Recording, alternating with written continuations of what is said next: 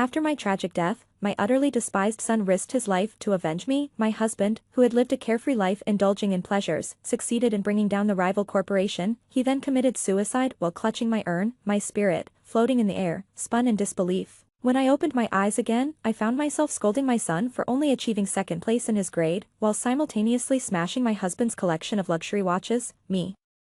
Let's pause the malevolent act. I need to switch roles. The floor was littered with broken watch faces and torn exam papers. With the trembling butler and servants standing by, I silently placed the last watch back in its place, changing my grip on my son from a pinch to a gentle stroke. Jiang Qizhao took a step back, avoiding my hand. His delicate yet youthful face showed a hint of coldness. He stooped to pick up pieces of the torn exam paper.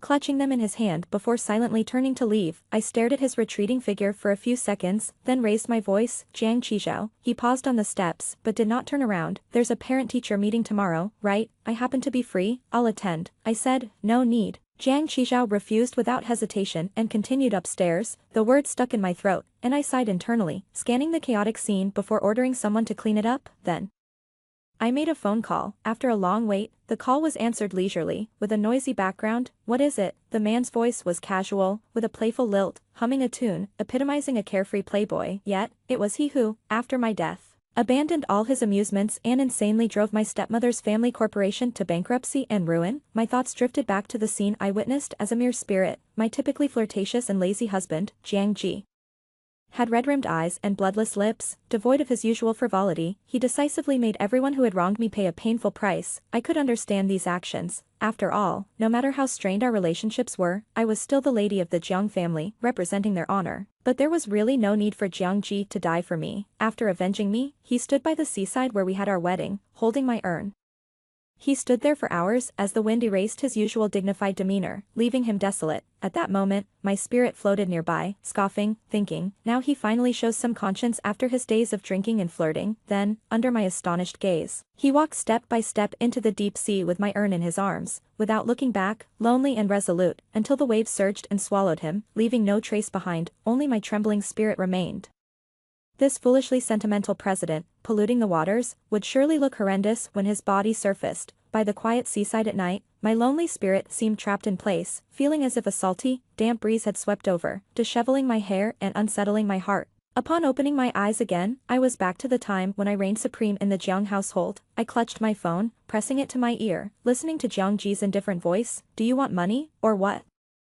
I pursed my lips. I smashed your watches. Jiang Ji just acknowledged with an "oh," seemingly unconcerned. Okay, then I'll hang up. Before he could hang up, I quickly blurted out, where are you? On the other end, there was a pause, and after a moment, all the background noise and music ceased, leaving a silence so deep that one could hear a pin drop. Why, are you thinking of getting a divorce? Zhang's initially lazy tone suddenly turned chilly. If you get divorced, where will you go?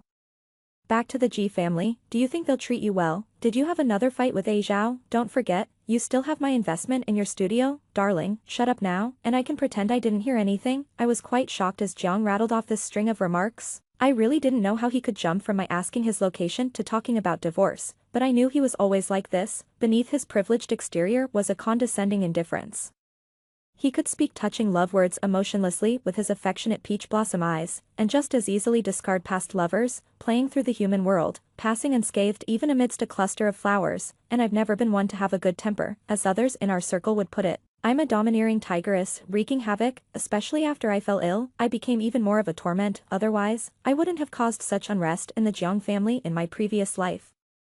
My good temper just now was due to being moved by their actions after my death, which made me want to start over and treat them more gently this time around, but it seemed that no one appreciated that. Fine, let's divorce now. Take your son and get out, I said with a cold laugh, intentionally being contradictory. As soon as the words left my mouth, I locked eyes with Jiang Qizhao, who was coming downstairs with books in hand. His dark eyes betrayed no emotion. He looks half like his father and half like me, but his personality resembles neither of us. I wanted to see their reaction to the mention of divorce. 3. Do you want to divorce? Jiang Qizhao stood not far from me, his tone calm. He seemed mature for his age, but children who grow up without parental love do tend to mature earlier. I watched for any change in Jiang Qizhao's expression, subtly raising an eyebrow. Your father doesn't love me. And your affection for me is even less than that for your tutor. What reason do I have to stay with the Jiang family? No, his expression didn't change much, but his words hesitated for a moment. After a long pause, Jiang Qizhao spoke softly. My dad won't agree. That's not up to him, I replied. The living room fell silent for a while. Is this because I won't let you attend the parent-teacher conference, so you want a divorce? Jiang Qizhao suddenly said. I was stunned, like father. Like son, both have such peculiar ways of thinking. Jiang Qizhao looked down, as if making up his mind. You can attend if you want, me. I suddenly understood why Jiang Qizhao reacted this way. He probably thought I would embarrass him at the parent-teacher conference and didn't really want me to attend. But, he wanted even less for me to divorce Jiang Ji. My heart sank. Mom just wants to know how you're doing in school lately. After a long silence, I softened my voice. Taking a step towards Jiang Qizhao, his lips parted, as if he wanted to say something, but just then, the villa's main door opened. Jiang Qizhao and I turned to look as Jiang Ji's tall figure stood framed against the backlight. As Jiang Ji walked in from the doorway, the kiss marks on his neck became increasingly visible. The atmosphere in the villa dropped further. Jiang Qizhao stared at Jiang Ji's neck for several seconds before walking past him without even a word of greeting. Heading straight outside, I instructed the butler to have someone follow him closely. The butler smiled and said, it's actually time for the young master's tutoring session, and the driver is already waiting at the door. I paused for a moment, nodded, and retracted my worries. When Jiang Ji's gaze met mine, he lightly lifted his index finger, and everyone else in the villa left, disappearing from view. Where did you get the courage to think about divorce? Jiang Ji loosened his collar. His casual demeanor seeming like an offhand question, I couldn't help but fix my gaze firmly on him. It was inquisitive, questioning, and also, strange. Despite being such a cynical person, why would he? After my death, Jiang Ji lazily leaned back on the sofa, arms crossed as he surveyed me. His tone still frivolous. Darling, remember, the banquet is tomorrow night. The banquet tomorrow night would be attended by all the prominent families of Haicheng, including my own family. My family found it odd. They hoped I could firmly tie Jiang Ji to our family yet didn't wish for my happiness. You have enough darlings outside, no need to waste your breath calling me darling. I smiled, not taking his bait, and sat down beside him. My words were a casual probe. When my soul aimlessly wandered after my death, I saw many scenes I had never witnessed before. For instance, the numerous lovers around Jiang Ji seemed to hint at some hidden truths.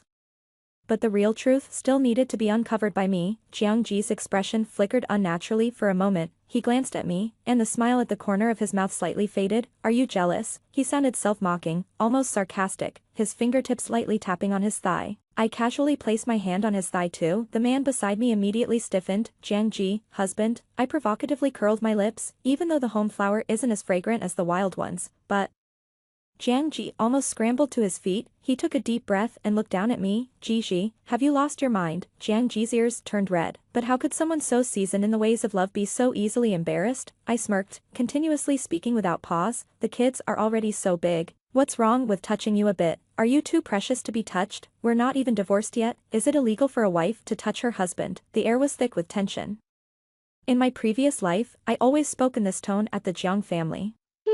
Only this time, there was a hint of teasing involved. Chastity is the best dowry a man can have. In my last life, I always felt disgusted by Jiang Ji's infidelities, naturally showing him no kindness, and even less desire to be close to him. But now, it seems the previous intelligence was slightly off. Thus, my attitude could afford some adjustment. Jiang Ji repeated, you've gone mad. Now not only were his ears red, but his neck also had a slight pink tinge. Just when I thought Jiang Ji would storm off in embarrassment, the butler hurried over, holding a phone. Mr. Jiang, madam, there's been an incident with the young master. I furrowed my brow, exchanged a glance with Jiang Ji, and then we both decided to head to the school together. Once in the car, Jiang Ji spoke on the phone with his secretary, found out the reason.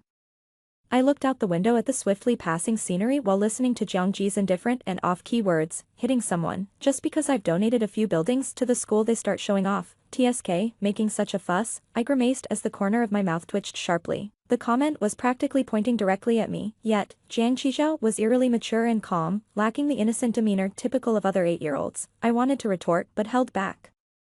I was puzzled about what could have provoked Jiang Qizhao to hit someone. The mother of the child who was hit viciously grabbed Jiang Qizhao's ear and swung him towards me. Didn't your parents teach you anything? You're so young and already fighting. After she spoke, she seemed unsatisfied and slapped Jiang Qizhao across the face, the sound crisp and clear. I had just stepped into the principal's office when I witnessed this scene and heard her words. The next second, our eyes met, then, in another second, I strode forward and swiftly slapped her twice. She was so shocked that she forgot to retaliate. If it's Jiang Qizhao's fault, we'll find a way to apologize and resolve the issue, but regardless, as an adult, you shouldn't be hitting a child directly. I spoke without hesitation, ignoring the astonished looks from the principal and teachers in the office. Moreover, from what I had just overheard in Jiang Qizhao's phone conversation, It was the other child who had insulted him first. Jiang Qizhao stood in front of the woman as she tried to retaliate, coldly calling out, Jiang Qizhao. Jiang Qizhao's lips were tightly sealed, and after a long while, he said, he told me my parents never attend parent-teacher meetings because my dad has a new wife and my mom is crazy. He also said that those who are good at math don't live long, and I might die in middle school, then my whole family would die.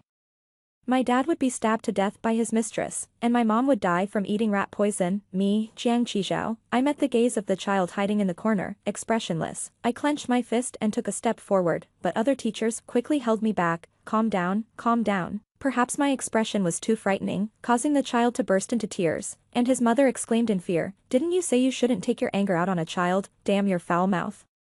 You're the one without parents. I glared fiercely at the child, my anger reaching its peak. The child's crying grew louder. In the ensuing chaos, I saw Jiang Qizhao making a serious phone call, seemingly busy with something else even at this time. Just as I was about to scold him too, he slightly curled his lip, first glancing at Jiang Qizhao then at me, saying, I've contacted someone to demolish the newly constructed buildings. Me, Jiang Qizhao. The conversation was still nonsensical. It was hopeless, the principal, trying to lighten the mood yet clearly not believing it, since it was impossible for newly constructed buildings to be demolished. Mr. Jiang, please don't be angry. I think both parties are at fault here. After all, Qizhao started the fight. The preparation for the new cafeteria is halted, Jiang said calmly, dropping the last sentence. The principal, who was just playing dumb, suddenly widened his eyes, jumped up from his chair, and rushed to the child. This is corrupting the school's atmosphere. Expelled, expelled. The child's mother stood agape, incredulous. My child is so young, and you're stooping to his level. Besides, my child didn't hit anyone, he just said a few words. The principal's office was noisy and chaotic. Amid the noise, Jiang Qizhao seemed detached, his hands casually in his pockets, his back straight, his smile faint. I couldn't understand him. My gaze moved from him down to Jiang Qizhao. He just quietly watched me, his thick eyelashes fluttering, his pupils dark but no longer empty. After a while, I lifted my lips slightly, smiling at him. Jiang Qizhao didn't smile, he just kept looking at me, his delicate little face marked with a red handprint. Zhao, I called softly. He froze. This was his nickname.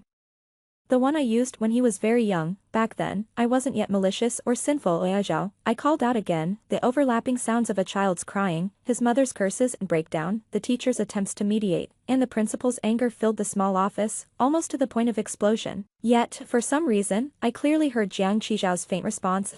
After returning home, I sat in front of the dressing table, staring at a row of psychiatric medications for a long time. Then, I pushed all of them into the trash can, hearing a slight noise. I turned my head. Jiang Qizhao stood at the door. He was still too young to be smoking, not very tall, holding a glass of milk, quietly watching me. He didn't speak. And as usual, Jiang Ji wasn't coming home tonight. The silence in the villa was eerie. I sighed and opened my arms to Jiang Qizhao. Do you want a hug from Mom? He looked at me for a long while, then finally walked over, placed the milk on the table, and without a word, turned and left. Just then, my phone screen lit up. Looking down, it was a video of Jiang Ji in a bar, surrounded by bright lights and festivities. In the video, his laughter was captivating, the center of attention. My informant sent me a message. Are you interested in him? Although he's rich, his family keeps tight reins on him. You might not get a chance with him. There are plenty of handsome guys here. We even have male models. Why don't you come over? I can introduce you to some good ones. I replied. I heard he's quite the playboy, and I'm pretty good looking myself. Why couldn't something happen? The informant replied. Just on the surface. Those few words were brief but loaded with information. After that statement from the bar manager, no matter how much I pressed, he refused to disclose more. As per our agreement, I transferred the final payment and wrote, I'll be there soon. Find some good-looking male models. Big sister, try this. A brother playfully fed me a grape, surrounded by other male models who were also whispering sweet nothings. I bit into the grape, its sweetness bursting in my mouth, counting down in my mind. 3, 2, 1. I looked up, locking eyes with Jiang Ji, who walked out from a second-floor VIP box, his peach blossom eyes slightly cool. He was followed by a laughing group. Upon seeing me, their expressions changed instantly, and the noise around them quieted. One of the male models next to me leaned close, whispering sweet nothings in my ear. I kept my gaze on Jiang Ji, even waving at him with a smile. Jiang Ji strode over with long steps, stopping in front of me. Ji. His smile was faint, his voice even fainter. Hi, hubby, I casually said. At that, the male models around me immediately showed shocked expressions, stumbling over their words. Mr. Jiang, Mrs. Jiang. Jiang Ji was a major shareholder of the bar and a frequent visitor, almost universally recognized there. I stood up, straightening his collar. Husband, what a coincidence to run into you here. What are you doing following me here? Seeing my nonchalant attitude, he Jiang's slender fingers gripped my wrist tightly. I chuckled lightly. Isn't it obvious? Just teasing you. Are you really considering a divorce? Jiang looked down at me, his eyes questioning. What, huh? How did we end up on the topic of divorce again? What is he thinking? But I decided to go along with it. You don't love me, and neither does our son. I might as well set you both free sooner rather than later. As I spoke, I held Jiang tightly, watching his expression closely. He paused for a moment. Do you need me to love you? His tone was very calm like a stagnant pond. Gone was his usual cynicism and frivolity. I suddenly realized that in fact, Jiang was still like his old self. Showing another side of him, the Jiang before me now, gave me the feeling of the time he stood by the seaside holding my urn in his previous life, a calmness that bordered on utter despair. Looking into his amber eyes, I said earnestly, pausing at each word, I do. After that, without waiting for his response, I yanked his hand and pulled him outside. The bar manager watched us, dumbfounded. As we walked, I called back to the manager, charge all my expenses to Mr. Jiang's account. Jiang let me lead him without resisting. I dragged him to my car and pushed him in. Sitting on his lap, I fiercely grabbed his chin. I hate dishonest men. Tell me, have you touched anyone else? Jiang looked stunned. Silence filled the car for a long time. The air thick with the lingering smell of smoke and alcohol from us. It wasn't pleasant. I lowered my eyelids, let go of him, and rolled down the car window. No, he said. Then why do you frequent bars and let rumors spread? I seized the opportunity to press him. It's none of your business. He slightly lifted his chin, his gaze on me, but his emotions were indiscernible. I grabbed his neck with both hands and bit his lower lip hard. I am your spouse. Do you know what that means? Jiang's lips were tight, and he remained silent. I laughed out of frustration. You don't know, do you? Then let's get a divorce. After tomorrow, I will have someone draft the divorce papers. Surprisingly, he agreed to the divorce. After he spoke, I froze. Although my mind was a mess, my pride made me respond, fine. I got off his lap, but his slender fingers instinctively gripped the root of my thigh. I didn't move. He let go and said, I'll call the driver. When I returned home, the medicine I had thrown into the trash from my makeup table was replaced with new ones, neatly arranged on the table. Jiang stood at the doorway, his silhouette shadowed, holding a book. He paused, then said, the doctor said you can't skip your medication. I was momentarily dazed. In my past life, my bipolar disorder was severe. I couldn't skip medication for even a day, but after being reborn, I didn't feel the constant pain and madness of my previous life. I lowered my eyelids, my gaze drifting over the medication I had taken countless times before. Zhao, I'm sorry. My voice was hoarse. Zhang's figure noticeably stiffened. He seemed a bit lost and helpless. I have always failed in my duties as a mother. When I became a spirit, I watched my son Jiang Qizhao desperately trying to win over my stepsister by pretending to be obedient and sweet-talking her. He almost fell victim to my power-hungry sister, who nearly got rid of this child left behind by his sister and Jiang Ji. At that time, I cried and begged Jiang Qizhao to forget about me and not seek revenge for such an incompetent mother like me, but he couldn't hear me. Now, I can finally tell him in person, I'm sorry, Jiang Qizhao. Jiang Ji's voice came from not far away, casual yet oppressive. Jiang Qizhao did not move. Have you finished your homework? Jiang Ji approached, eyes lowered. Mind your own business. I stood up, took Jiang Qizhao's hand, and pulled him behind me. Jiang Ji was taken aback by my retort, but he quickly returned to his usual indifferent self. He told me, the Ji family will be attending tomorrow's banquet. I instinctively withdrew my hand, but Jiang Qizhao held it firmly. In my past life, it was the Ji family that caused my death, despite sharing the same surname and bloodline. Seeing my expression, he paused for a moment, then asked, are you going? I grimly smiled, yes, to see those people, those who couldn't stand to see me succeed. My thoughts drifted back to a long time ago, to my previous life. Jiang Ji and I were forced to marry without any love between us, and every day was filled with hatred. In the midst of that hatred, some feelings developed. Jiang Qizhao was conceived under those circumstances. My family feared that if I had a son, my status in the Jiang family would rise significantly. My brother and sister would often whisper in my ear about Jiang Ji's frivolity and infidelity. I didn't believe them, but later, the Ji family secretly drugged me with psychotropic substances, turning me from a normal person into someone with a mental illness, irritable and prone to anger, yet also fearful and depressed. It was only after I died and followed Jiang Ji as a spirit that I saw him avenge me and watched him change into someone unrecognizable. The next day, the banquet arrived as scheduled. I wore an ivory mermaid dress, arm in arm with Jiang Ji, under the watchful eyes of the other guests in the hall. Sister, a cheerful voice called out as Heroine approached me in her little heels. When we were face to face, she smiled at Jiang Ji, brother-in-law. I smiled back and asked her, how are mom and brother? Mom wasn't feeling well, so she didn't come. She's at home taking care of dad, Heroine answered, avoiding mentioning Jihao, because I knew that Jihao was currently scheming to embarrass me at this banquet, aiming to ruin my reputation at the critical moment. Ji Rulin would step forward to attract Jiang Ji's attention. Even though everyone knew that Jiang Ji and I had a rocky marriage, they were also aware that my mental state had been significantly manipulated by their design. Yet, they still wouldn't let me be. They coveted the position of Mrs. Jiang. Aiming to elevate Ji Rulin, I unconsciously tightened my grip on Jiang Ji's arm. Jiang Ji glanced down at me, and after a long moment, he looked away and nodded slightly at Ji Rulin. Ji Rulin's smile grew even brighter. She eagerly said to me, "Even though Mom didn't come, she prepared a beautiful dress for you. You always say Mom doesn't love you, but she really cares about you. Let me take you to the dressing room to try it on." I looked at Ji Rulin and sneered inwardly. "Do you think there's something wrong with my taste?" Jiang Ji said, lowering his gaze. The tone wasn't forceful, yet it made one's skin crawl. Ji Rulin's expression froze. "What?" I smiled and said. "This mermaid dress I'm wearing, he helped me choose it." Ji Rulin's eyes widened. "Aren't you too?" She realized her comment was inappropriate and quickly shifted her words. "But that was prepared by your mother." Right, I cheerfully agreed, pulling my arm out of Jiang Ji's embrace, only to have him grasp it again. His dark eyes locked onto me without blinking. I met his gaze. After a moment, I chuckled lightly. "Honey, wait till I change into a new gown for you to see."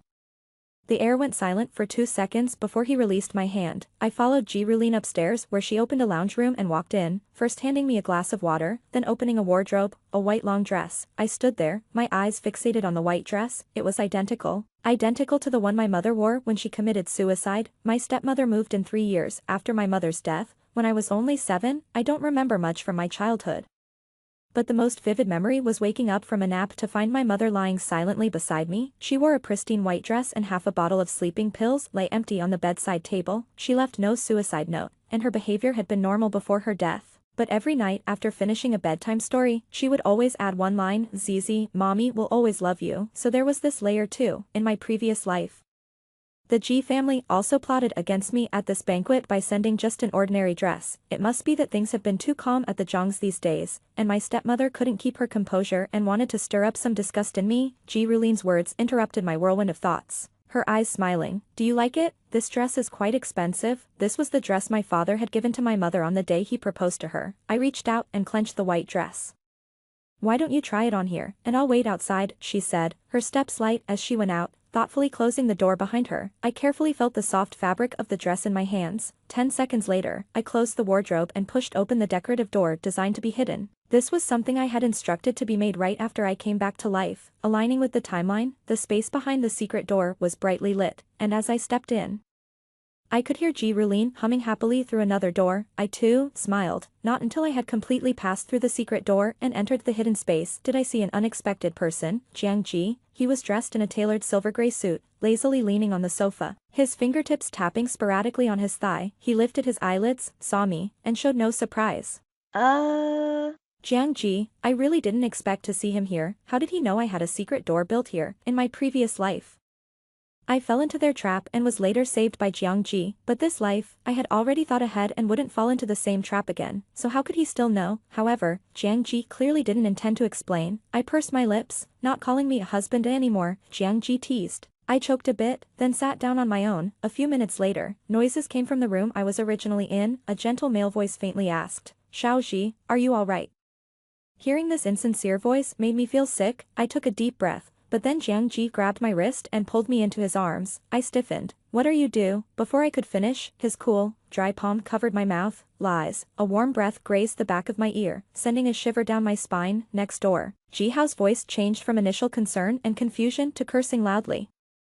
I forced myself to ignore Jiang Ji's actions and took out my phone to send a message to Ji Rulin from my other account. "They can go in now." Ji Rulin immediately replied, "Okay, you'll get your money after this is done." The previous messages were from her, saying she was afraid of being exposed standing by the door for too long and had left, asking me to monitor the room in her place.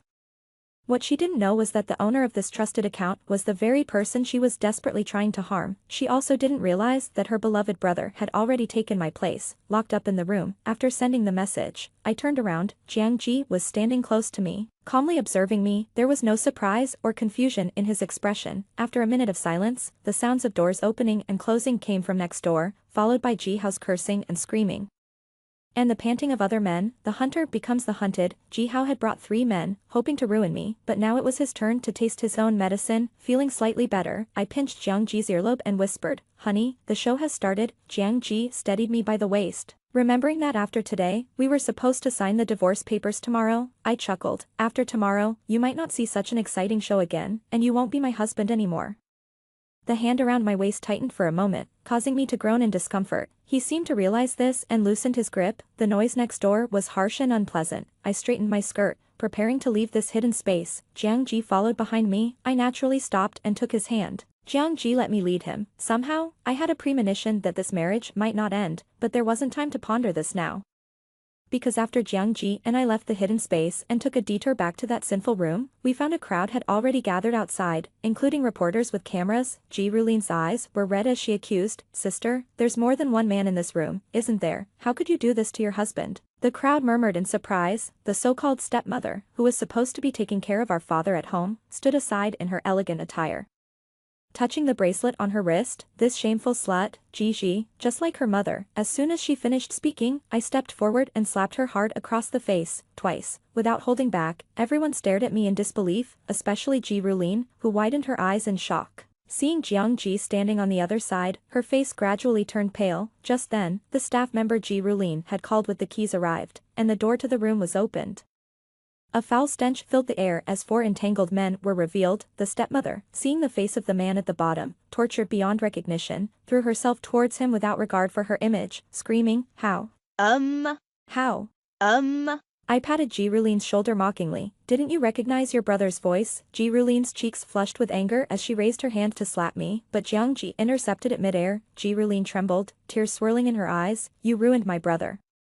"Don't rush to defend him," I said with a slight smile. "I've already reported your academic plagiarism and falsified lab results," and the arrival of the police interrupted Ji Rulin's panicked curses. As Ji Rulin was handcuffed, she struggled and screamed. "You and Ji Hao misappropriated company funds for personal use, cooked the books, and made the accountant take the fall. Did you really think you were flawless?" The stepmother shook her head in disbelief. I shrugged.